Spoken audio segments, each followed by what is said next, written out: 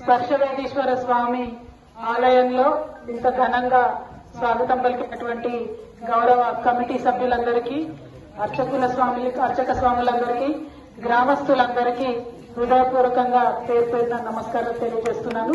మా అక్క చెల్లెళ్ళు మంగళారతులు ఇచ్చి బొట్టు పెట్టి ఇంటి ఆడబిడ్డలాగా స్వాగతం పలికినందుకు ప్రత్యేక ధన్యవాదాలు తెలియజేస్తున్నాను. మరి ఇక్కడ స్వామివారిని దర్శించుకుంటే కోటి ఆలయాలను దర్శించుకున్న పుణ్యం వస్తుంది అంటున్నారు. పైగా స్వామివారిని ఎవరు ముట్టుకున్నా వాళ్ళు బంగారం అయిపోతారని కూడా చెప్తున్నారు. సో మన తెలంగాణ కూడా అట్లనే బంగారమయం కావాలని చెప్పి మనస్ఫూర్తిగా కోరుకుంటూ అర్చక స్వాముల ఆశీర్వాదాలతోని తప్పకుండా ఈ ఆలయ అభివృద్ధితోని స్వామివారి దయతోని నా వంతుగా కాంట్రిబ్యూషన్ ఉంటుందని కూడా ఈ సందర్భంగా తెలియజేస్తూ, మరి దుందుబి నది పక్కన ఇక్కడ మీనాంబరం నది అని అంటారు. ఈ నదిని కూడా మరి ఇంత మంచి చక్కటి నది రాంగా నిజంగా ఆలోచించుకుంటూ వచ్చిన నేను, చేపలు ఎక్కడన్నా ఆకాశాన్ని అంటుతాయా అని, ఇక్కడ అంటుతాయని తెలుస్తుంది.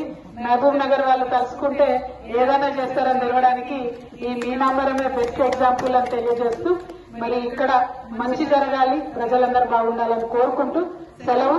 జై తెలంగాణ. బసవేశ్వర స్వామికి.